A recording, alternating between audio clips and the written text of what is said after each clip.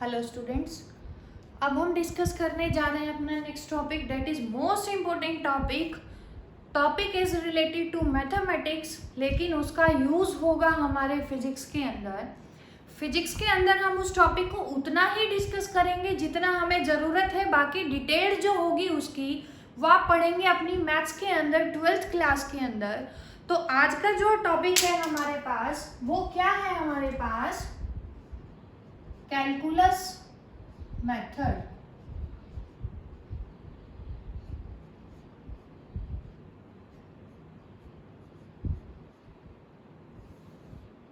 काफी important topic है, maths का टॉपिक है, लेकिन सिर्फ यूज होगा हमारे पास, इसलिए आज हम इसी के बारे में डिस्कस करेंगे।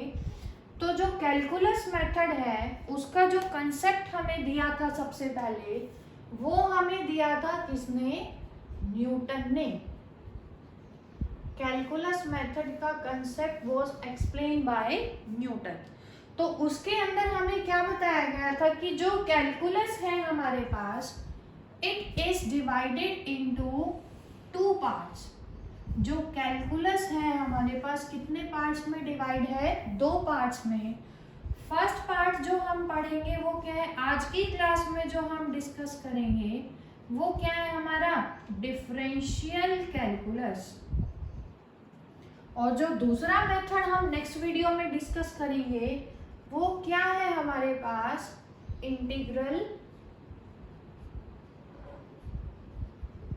कैलकुलस।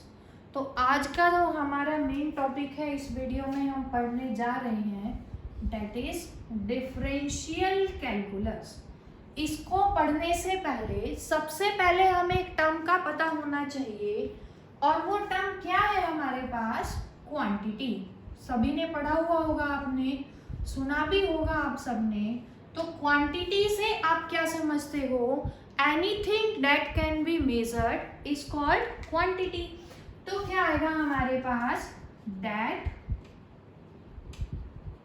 कैन बी मेजर्ड, जिसको हम मेजर कर सकें दैट इज कॉल्ड क्वांटिटी।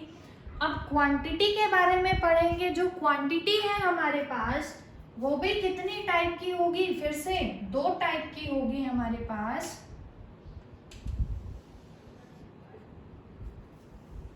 जो हमारे पास फर्स्ट टाइप है क्वांटिटी की दैट इज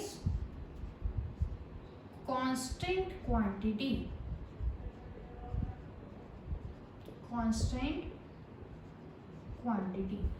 क्वांटिटी की जो दूसरी टाइप है वो क्या है हमारे पास? Variable quantity. अब जैसा कि नाम से ही हमें दिखाई दे रहा है, क्वांटिटी हमें पता है that can be measured. Constant अगर लगा हुआ है हमारे पास तो क्या है हमारे पास? ऐसी क्वांटिटी जिसकी वैल्यू हमेशा क्या रहेगी? Constant, that is whose value does not change is called a constant quantity and which changes is called a variable quantity। तो हमारे पास constant क्या आ गया? whose value changes। और variable के अंदर क्या आ गया? which does not changes। ध्यान से देखेंगे सभी, काफी इंपॉर्टेंट है ये topic. Which does not changes, उसको हम क्या बोलेंगे? Variable quantity. जो कांस्टेंट क्वांटिटी है वो फिर से हमने 2 टाइप में डिवाइड की, दैट इज कांस्टेंट क्वांटिटी की भी टाइप होती है हमारे पास। कौन कौन सी टाइप होंगी हमारे पास? दैट इज परमानेंट कांस्टेंट, और दूसरा क्या है हमारे पास? Temporary constant. है तो दोनों ही कांस्टेंट, लेकिन दोनों में फर्क क्या है? एक तो क्या है परमानेंट कांस्टेंट एंड दूसरी क्या है हमारे पास? Temporary constant.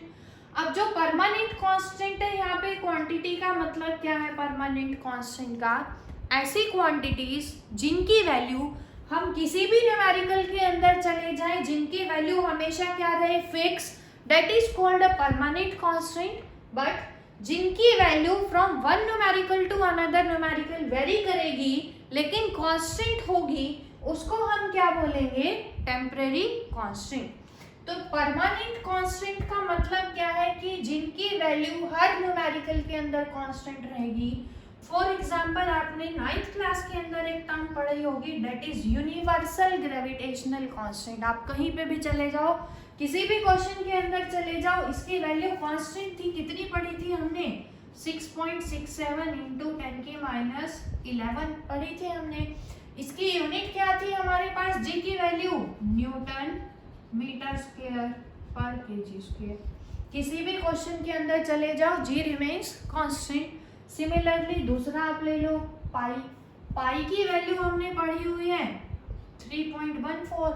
Similarly speed of light in vacuum कितना पढ़ा हुआ है, 3 इंटू 10⁸ मीटर पर सेकेंड। तो किसी भी क्वेश्चन के अंदर चले जाओ, इनकी वैल्यू हमेशा क्या रहेगी, कांस्टेंट। इसीलिए इनको क्या बोलते हैं हम, परमानेंट कांस्टेंट। लेकिन ऐसे कांस्टेंट जिनकी वैल्यू हर क्वेश्चन के अंदर वेरी करेगी उनको हम क्या बोलेंगे, temporary constant.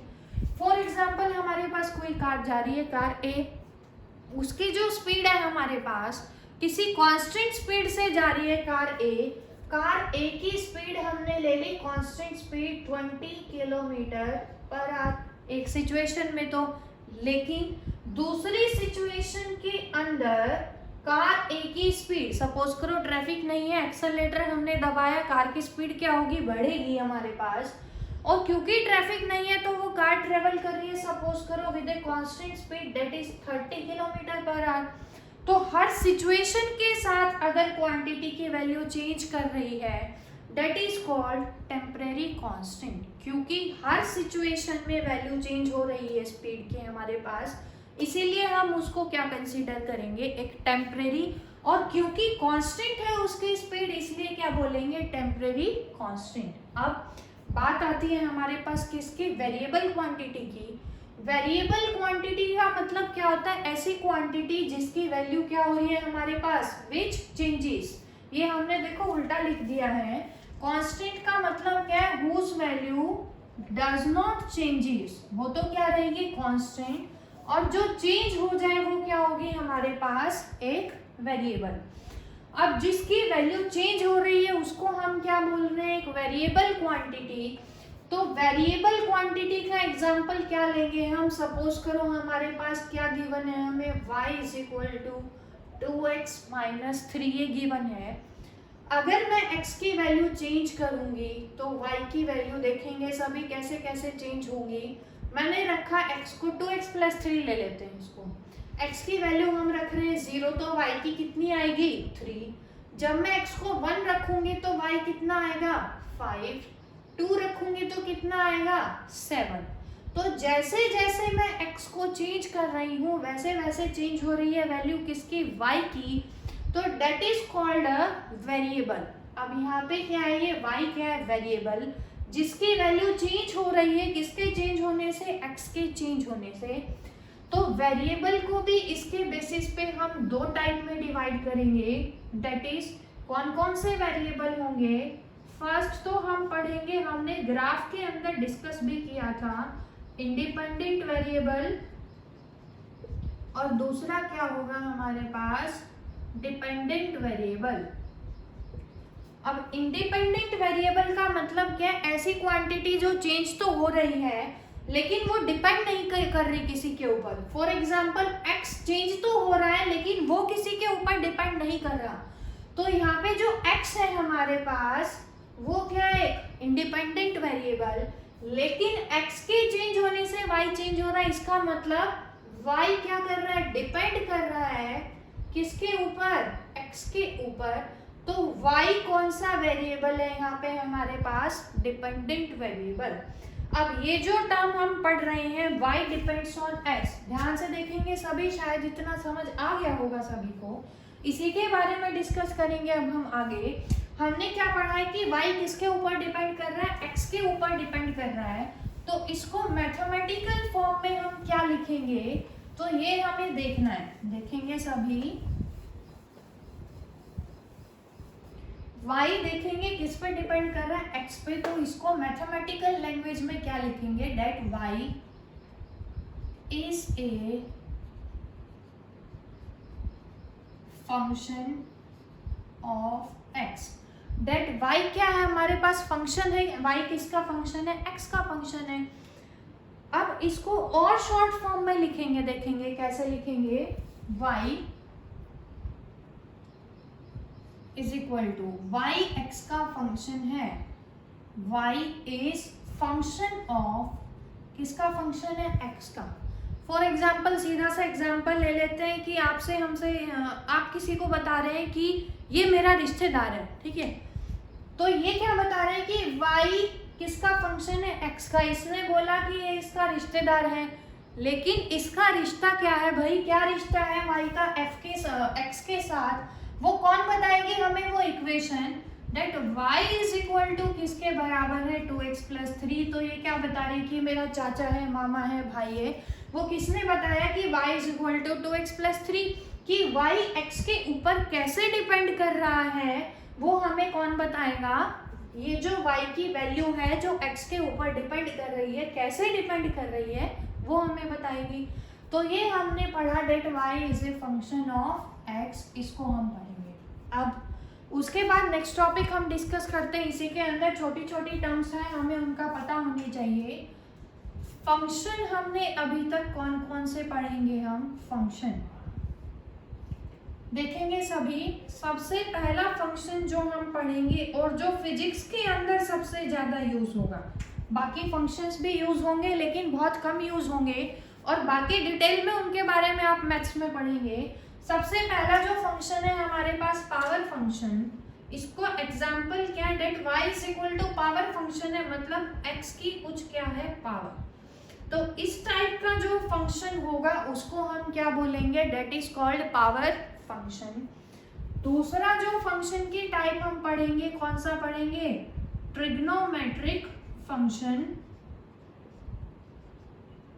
Trigonometric function for example y is equal to tangent x। Tangent theta आपने पढ़ा होगा, तो y डिपेंड कर रहा है टेंजेंट के ऊपर, किस फॉर्म में कर रहा है, that y is equal to tangent x। तीसरी टाइप का फंक्शन हम पढ़ेंगे logarithmic function. Logarithmic function that y is equal to कैसे रिप्रेजेंट करेंगे, ये आपको आगे केमिस्ट्री और मैथ्स में डिटेल में पढ़ाया जाएगा। फिजिक्स के अंदर जितना यूज होगा हम आपको उतना ही बताने जा रहे हैं। That y is equal to log of x to the base e। log का सिंबल ये है हमारे पास, log base to e। उसके बाद लास्ट टाइप का हम फंक्शन पढ़ेंगे exponential function. That y is equal to a की पावर x। अगर x पावर में चला जाए हमारे पास तो that is called exponential function. तो ये फंक्शन हम यहाँ पे पढ़ेंगे। आज जो हम डिस्कस कर रहे हैं वो क्या पढ़ रहे हैं, हम सिर्फ डिफरेंशियल कैलकुलस के बारे में हम पढ़ रहे हैं। तो देखेंगे सभी डिफरेंशियल कैलकुलस, ये हमने पढ़ा अभी तक सिर्फ बेसिक। बेसिक के अंदर हमने पढ़ा कि क्वांटिटी कितनी टाइप की होंगी, कितनी टाइप की पढ़ी, कांस्टेंट और वेरिएबल।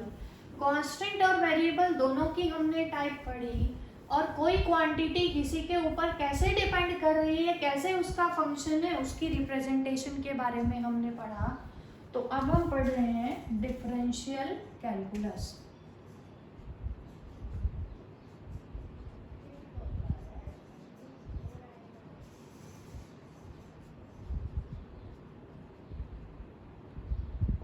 इम्पोर्टेंट है काफ़ी, देखेंगे सभी। हम कह रहे हैं कि y हमारे पास फंक्शन है किसका, x का, ये है हमारे पास। तो y किसके ऊपर डिपेंड करेगा, x के ऊपर। अब हम एज्यूम कर रहे हैं कि x के अंदर हम क्या कर रहे हैं, स्मॉल चेंज कर रहे हैं। तो हमने क्या लिया कि x चेंज हो गया बाय स्मॉल अमाउंट। स्मॉल को किससे लिखेंगे, डेल्टा से। इसका मतलब क्या है हमारे पास, डेल्टा। डेल्टा का मतलब क्या है, स्मॉल। तो हमने एज्यूम किया कि x चेंज हो गया बाय सम स्मॉल अमाउंट। तो x पहले कितना था, x, बाद में चेंज हो गया तो नया वैल्यू कितनी आएगी उसकी, x प्लस डेल्टा x। अब y किसके ऊपर डिपेंड कर रहा है, x के ऊपर डिपेंड कर रहा है। तो जैसे ही x चेंज होगा y भी कॉरेस्पॉन्डिंग क्या होगा, चेंज। तो अगर x के अंदर स्मॉल चेंज आए तो y के अंदर भी क्या आएगा हमारे पास, small change, that is delta y का चेंज आएगा। अब y तो क्या है हमारे पास, फंक्शन है, y किसका फंक्शन है, x का, तो x यहाँ पे किसको बता रहे हैं हमारे पास, क्वांटिटी को, कि अगर क्वांटिटी चेंज होगी तो उसके कॉरेस्पॉन्डिंग फंक्शन कितना चेंज होगा, that is measured by y से फंक्शन ऑफ x। अब हमें चेंज निकालना है, कितना चेंज हुआ, तो चेंज कैसे निकालेंगे, change in function divided by change in quantity. ध्यान से देखेंगे फंक्शन में कितना चेंज आया, चेंज कैसे निकालते हैं, फाइनल माइनस इनिशियल। फाइनल हमारे पास फंक्शन कितना है, y plus delta y minus initial function कितना था, y divided by x plus delta x, final x minus initial x। इसको सिंप्लीफाई करेंगे क्या आएगा हमारे पास, delta y divided by delta x, that is small change in y with small change in x। इसके लिए एक एग्जांपल हम लेने जा रहे हैं। सपोज करो हमारे पास क्या है, पोजीशन टाइम ग्राफ हमें गिवन है, इस टाइप का मान लेते हैं कि हमें पोजीशन टाइम ग्राफ गिवन है। सपोज करो हमें जब टाइम की वैल्यू t1 सेकेंड है तो वहाँ पे क्या निकालनी है, वेलोसिटी निकालनी है ऑब्जेक्ट की। अब हमने पढ़ा हुआ है पोजीशन टाइम ग्राफ के अंदर जो स्लोप होगा that is y by x component is equal to velocity. तो पॉइंट की वजह से तो स्लोप हम नहीं निकाल सकते, क्योंकि स्लोप का फॉर्मूला क्या था, tangent theta is equal to perpendicular by base. तो पॉइंट की वजह से हम नहीं निकाल पा रहे, तो हमने क्या किया, t1 के दोनों तरफ 5-5 सेकंड के इंटरवल में और दो टाइम कंसीडर किए। ये मान लिया हमने t2, इसको कितना मान लिया, t3। उसके बाद हमने क्या किया, यहाँ से परपेंडिकुलर डाला दोनों एक्सिस पे। अब ध्यान से देखेंगे ये क्या बन गया, परपेंडिकुलर बाय बेस। तो यहाँ से हम निकाल लेंगे वेलोसिटी। सपोज करो कितनी आ गई हमारे पास, v1। लेकिन ये जो वेलोसिटी आई है ये किसी पॉइंट पे तो नहीं आई, t1 पे क्या आई है, इंटरवल के अंदर आई है, तो that is called average speed. तो इसकी वैल्यू एक्यूरेट तो नहीं होगी। तो उसके बाद हमने क्या किया, टाइम इंटरवल को और ज़्यादा स्मॉल कर दिया। सपोज करो t4 और t5 हमने लिया, फिर से परपेंडिकुलर डालेंगे। तो अब मान लिया वेलोसिटी इस इंटरवल में कितनी आई है, v2। लेकिन अभी भी पॉइंट की वजह से तो नहीं है, तो एग्जैक्ट वैल्यू तो हमें नहीं मिलेगी। तो जितना ज़्यादा इंटरवल को हम स्मॉल करते जाएंगे, हम अप्रोच करेंगे किसकी तरफ, एक्यूरेसी की तरफ, एक्यूरेट रिजल्ट की तरफ। लेकिन अगर ये जो टाइम इंटरवल है डेल्टा टी अगर 0 बन जाए तो हम फिर से पॉइंट पे आ जाएंगे, पॉइंट की वजह से स्लोप कभी भी नहीं निकाल सकते। तो कंडीशन क्या है कि ये जो change in time delta T है ये क्या होना चाहिए हमारे पास, इसकी लिमिट क्या है, delta T change in time अगर 0 की तरफ अप्रोच करेगा, 0 हो गया तो क्या आ जाएगी हमारे पास, पॉइंट आ जाएगा, पॉइंट की वजह से स्लोप नहीं आता। तो अगर ये 0 को अप्रोच करेगा, डेट इज वेरी स्मॉल होगा, तो हमें क्या मिलेगा, delta y by delta x. तो ये जो चेंज होगा अगर ये 0 की तरफ अप्रोच करेगा तो y में कितना चेंज होगा, small, with small change in x। ऐसे ही यहाँ पे वेलोसिटी आएगी, स्मॉल चेंज होगा x का with small change in time, तो ये क्या बन जाएगी, वेलोसिटी। तो ध्यान रखेंगे इसी को लिमिट के फॉर्म में कैसे लिख सकते हैं, अगर डेल्टा टी इनफाइनेटेसिमली स्मॉल होगा तो डेल्टा को किससे रिप्रेजेंट करेंगे, डी से। डी का मतलब क्या है, very small change in y with very small change in x। तो ये क्या है हमारे पास, डिफरेंशिएशन की form, that is small change in y। अगर x चेंज होगा तो y में कितना चेंज होगा वो हम कैलकुलेट करेंगे। अब कैसे कैलकुलेट करेंगे, इसके लिए फॉर्मूला है हमारे पास, वो डिस्कस करेंगे। रादर डिस्कस हम नहीं करेंगे, उनको डायरेक्ट याद ही करेंगे, क्योंकि हमें ये डिस्कस नहीं करना कि वो फॉर्मूला कैसे आया है, कहाँ से आया है।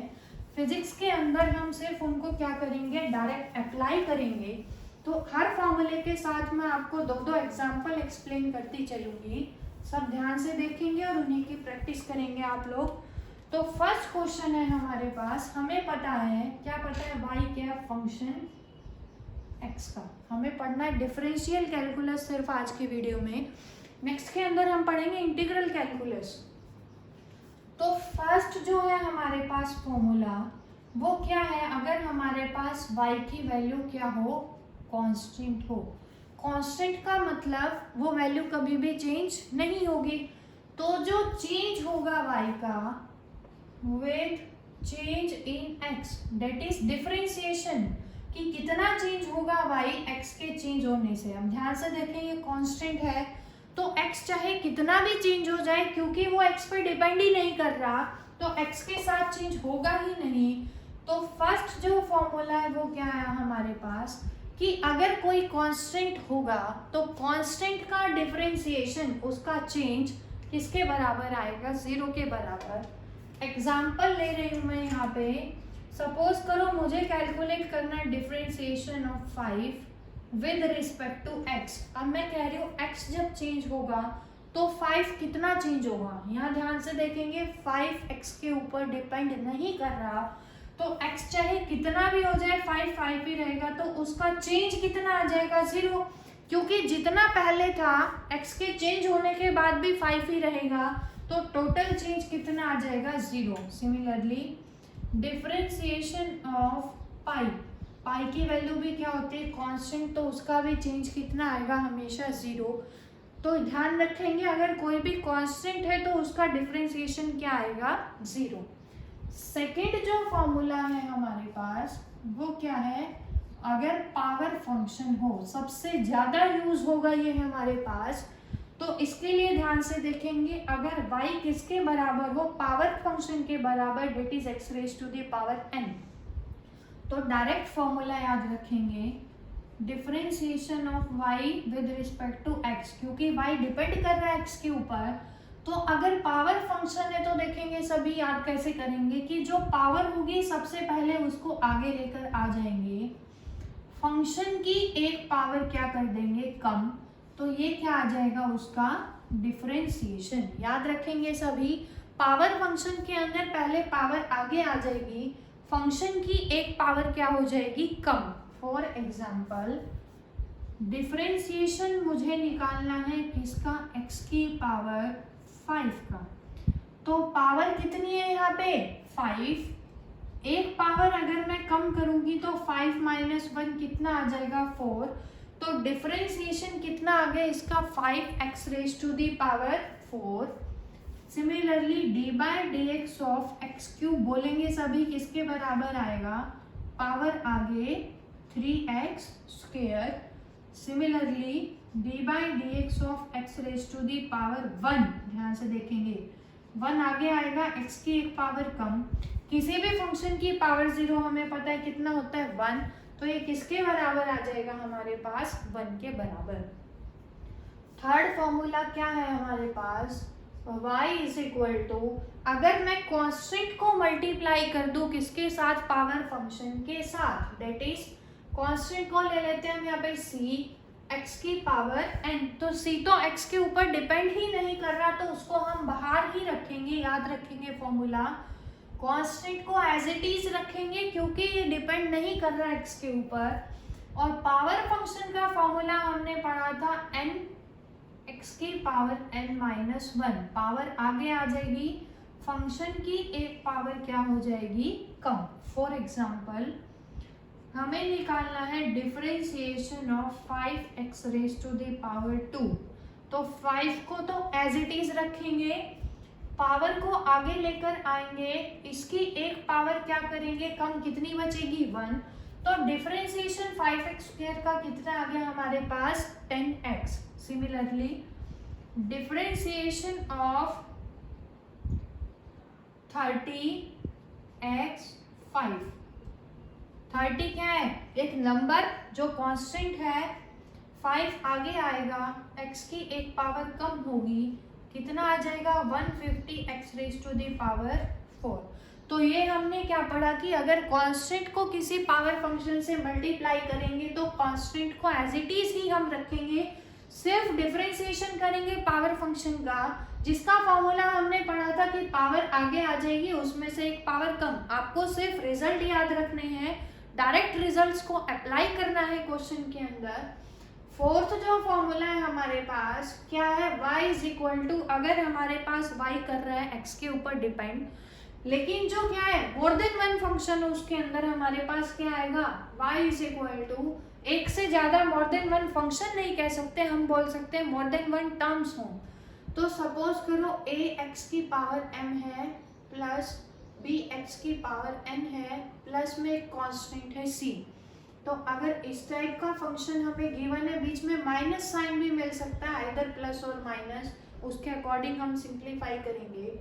तो इस टाइप के फंक्शन का डिफरेंशिएशन कैसे करेंगे, सबका क्या करेंगे हम, अलग अलग डिफरेंशिएशन। अब ध्यान से देखेंगे, काफी इजी है।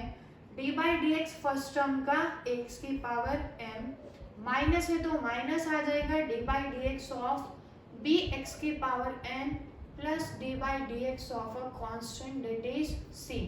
अब हमने पढ़ा हुआ है D Y by D X constant multiplied with power function क्या होता है, कॉन्स्टेंट को एज इट इज, पावर को आगे लाएंगे, एक पावर क्या करेंगे कम, ये आ जाएगा, minus b as it is, power आगे लाएंगे, फंक्शन की एक पावर कम करेंगे, प्लस कांस्टेंट का डिफरेंशिएशन फर्स्ट हमने पढ़ा था 0।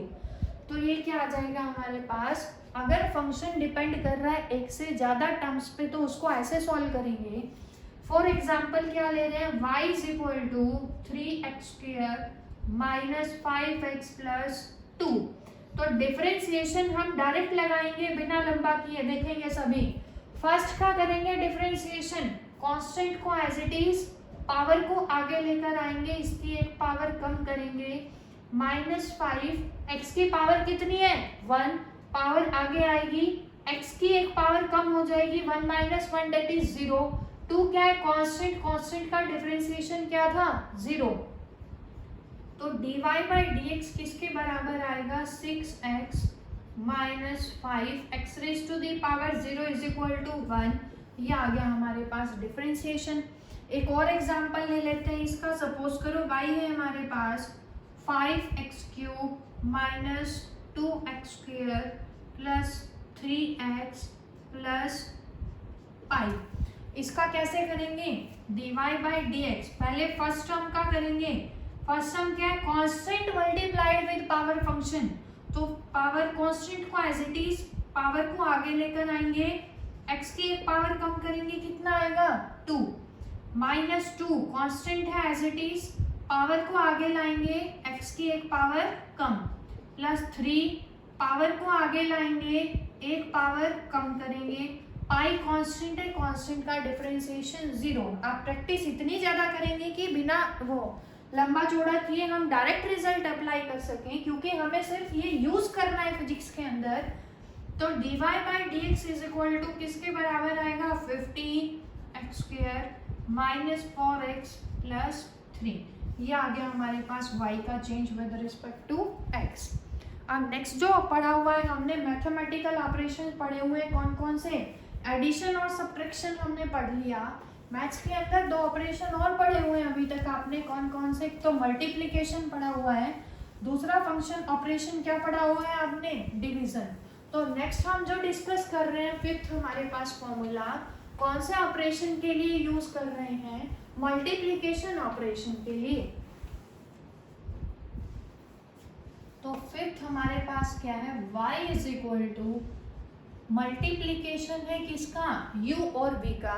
कंडीशन है कि u और v दोनों किसके फंक्शन होने चाहिए, x के ही फंक्शन होने चाहिए। अगर हम y का x के रिस्पेक्ट में निकाल रहे हैं तो इसका मतलब u भी x पर डिपेंड कर रहा है और v भी किसके ऊपर डिपेंड कर रहा है, x पे। तो मल्टीप्लिकेशन के अंदर क्या रिजल्ट याद रखेंगे आप, that is dy by dx is equal to, first को हम एज इट इज रखेंगे, याद करने का तरीका, फर्स्ट को एज इट इज रखेंगे, सेकेंड का डिफरेंशिएशन करेंगे तो क्या आ जाएगा dv by dx, plus second को एज इट इज रखेंगे, अब किसका डिफरेंशिएशन करेंगे, फर्स्ट का, that is d u by dx। तो ये जो रिलेशन है ये आपको यूज करना है डिफरेंशिएशन के लिए। कौन से ऑपरेशन में, मल्टीप्लीकेशन ऑपरेशन के लिए।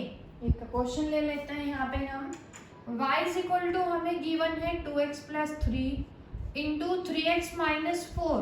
तो इसको अगर आप मल्टीप्लीकेशन ऑपरेशन से डिफरेंशिएशन करना चाह रहे हो तो y क्या आएगा, फर्स्ट को as it is 2x plus 3, differentiation second का, सेकंड कौन है हमारे पास 3x माइनस 4, प्लस सेकंड को एज इट इज रखेंगे, डिफरेंशिएशन फर्स्ट का, फर्स्ट कौन है 2x प्लस 3 हमारे पास।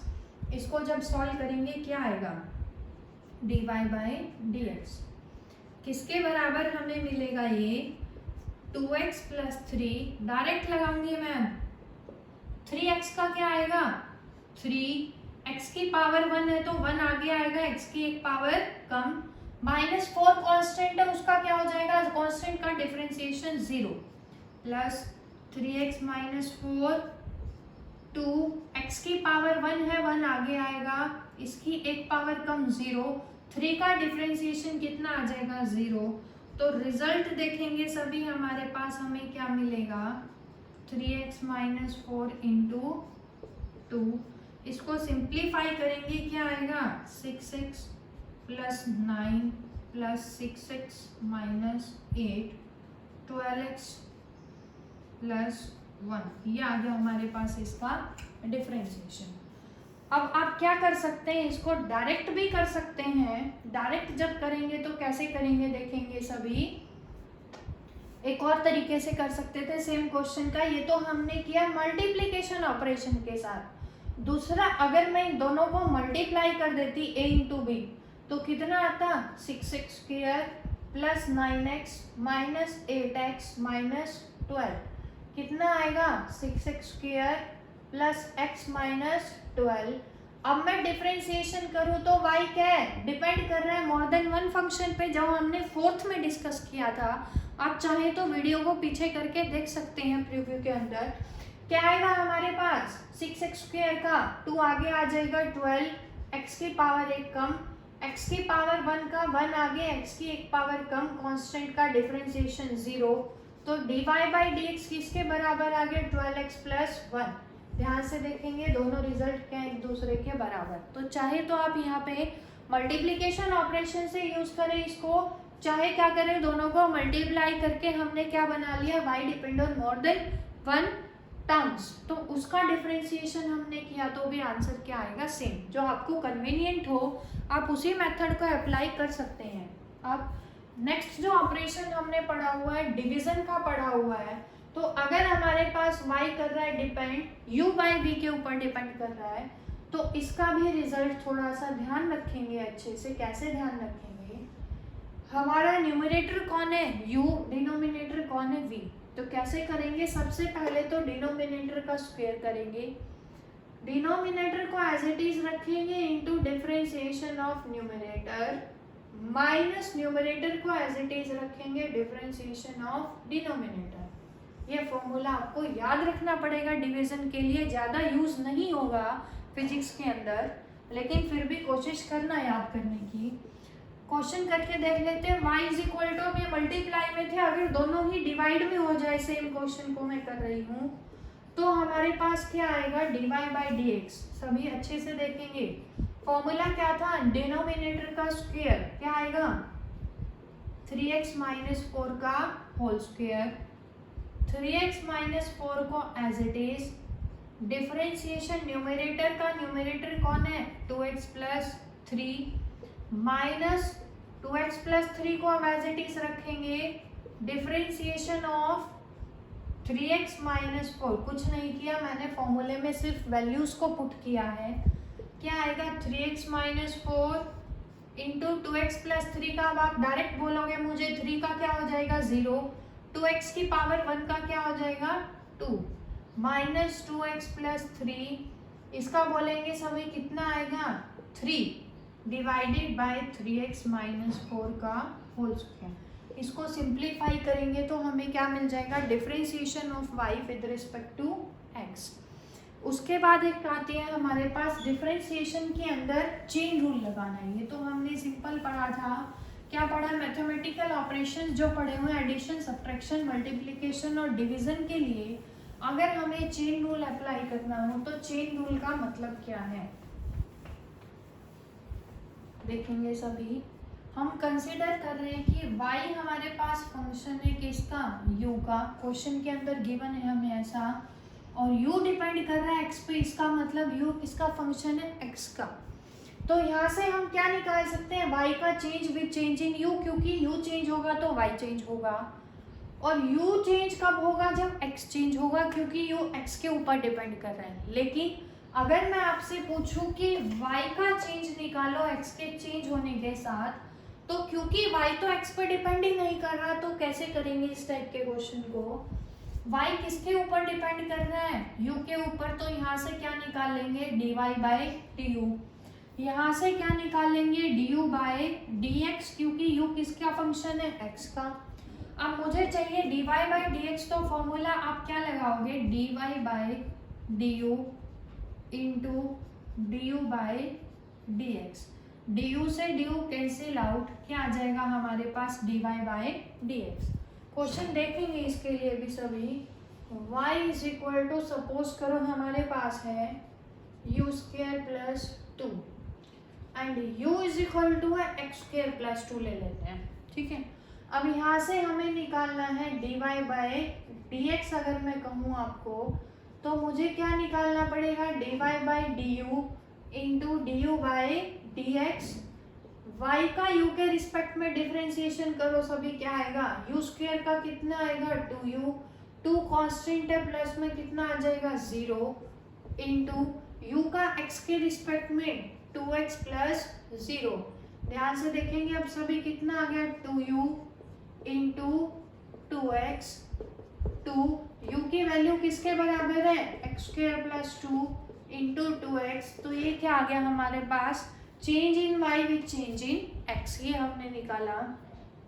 दूसरा चेन रूल के अंदर हम पढ़ेंगे last form, y is equal to, अगर गिवन हो ax प्लस b की पावर n, अगर इस टाइप से हमें गिवन हो तो सबसे पहले क्या करेंगे, पावर फंक्शन को आगे लेकर आएंगे, जैसा कि ऑलरेडी हम पढ़ चुके हैं सेकंड फॉर्मूले के अंदर। एक पावर क्या कर देंगे फंक्शन की कम, कितनी हो जाएगी, n-1।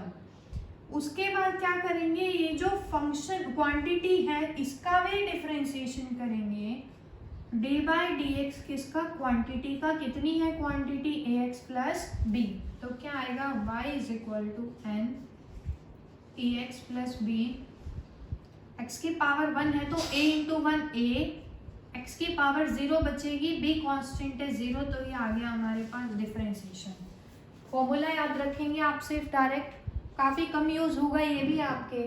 For example y is equal to, physics के अंदर कम यूज़ होगा, मैथ्स के अंदर होगा 12th में, तो क्या आएगा, सपोज करो 2x प्लस 3 की पावर 2 है हमारे पास, डिफरेंशिएशन करेंगे y का x के रिस्पेक्ट में, क्या आएगा, पावर आगे, क्वांटिटी की एक पावर क्या हो जाएगी, कम, उसके बाद इसका भी डिफरेंशिएशन होगा, 2x का क्या आएगा 2 प्लस 3 का क्या आएगा 0, तो ये क्या आ गया हमारे पास, डिफरेंशिएशन y का विद रिस्पेक्ट टू x।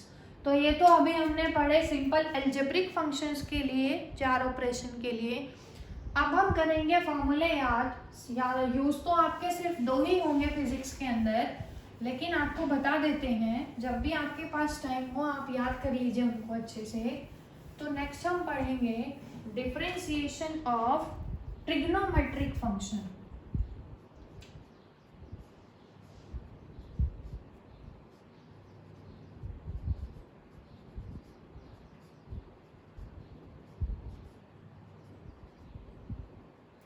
इससे पहले एक और कर लेते हैं, अगर y हमारा लॉगरिथमिक फंक्शन है, that is log to the base e x, तो log का जो डिफरेंशिएशन होगा वो क्या आएगा, 1 बाय एक्स, बस इतना याद रखेंगे आप। लॉगरिथमिक फंक्शन का डिफरेंशिएशन क्या आएगा, क्वांटिटी का रेसिप्रोकल आएगा, वो आ गया 1 बाय एक्स। ट्रिग्नोमेट्रिक के लिए आप याद रखेंगे D by D x of sine x trigonometric function लिख लेते हैं हम पहले सभी। दूसरा हम क्या पढ़ते हैं, cos x। Third one is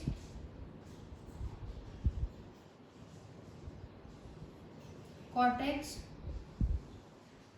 fourth कौन सा है, cosecant x।